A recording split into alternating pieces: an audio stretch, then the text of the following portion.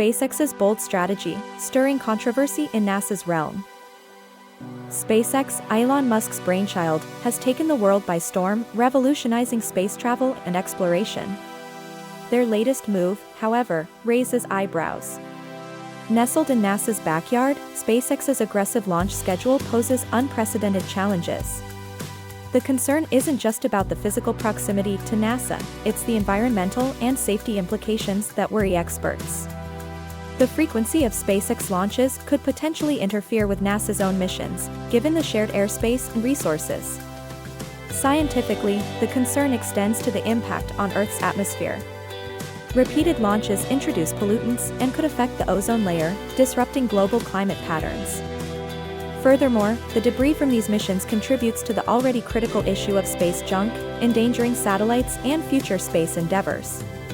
As SpaceX continues to push the boundaries, the question remains, how can we balance innovation with the preservation of our planet and space?